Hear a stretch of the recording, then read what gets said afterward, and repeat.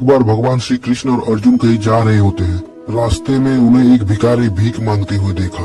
अर्जुन ने पूछा, भगवान ये भीख क्यों मांग रहा है? भगवान बोले, तो खुद ही पूछ ले। अर्जुन ने भिखारी को बुलाया और पूछा, भाई तू भीख क्यों मांग रहा है? भिखारी बोला, साहब मैं क्या करूं, बहुत गरीब हूं। अर्जुन भिखारी को बहुत सारा सोने का सिक्का देता है और बोलता है, आगे से भीख कभी मत मांगना। भिखारी उन सिक्कों को लेकर चलता है और मन ही मन सोचता है, अब मैं अमीर बन गया, गांव में मैं सबसे बड़ा मकान बनाऊंगा, मेरी तो लाइफ सेट है। इतने में एक चोर आता है और उससे वो सारे सोने के सिक्के छीन के भाग जाता है।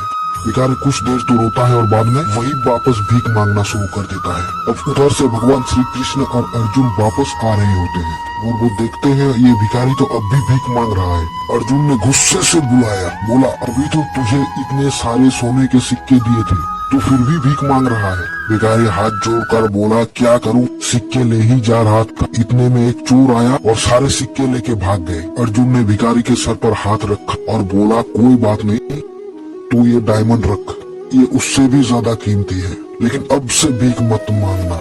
अब भिखारी और ज्यादा खुश हो जाता है, इस हीरे को बेचकर गांव के सबसे ज्यादा बड़ा घर बनाऊंगा, ये पूरा पैसा मेरा होगा। वो जल्दी जल्दी घर गया और सबसे छुपा कर वो हीरा एक पुराने घड़े में रख देता है। अब अगले दिन उसके पत्नी पानी लाने गई और वो वही घड़ा लेकर गई जिसमें वो हीरा था। उसने जैसे ही घड़ा पानी में डुबाया, हीरा नदी में गिर गया। अब जो वो भीख मांगता दिखा, भगवान श्री कृष्ण ने उसे बुलाया और उसे 2 सिक्के दे दिए। अर्जुन ने सोचा, ये भिखारी ऐसा करता क्या है, इसके पीछे चलकर देखता हूँ। भिखारी दुखी होके जा ही रहा होता है कि इतने में उसे एक बच्चा दिखा।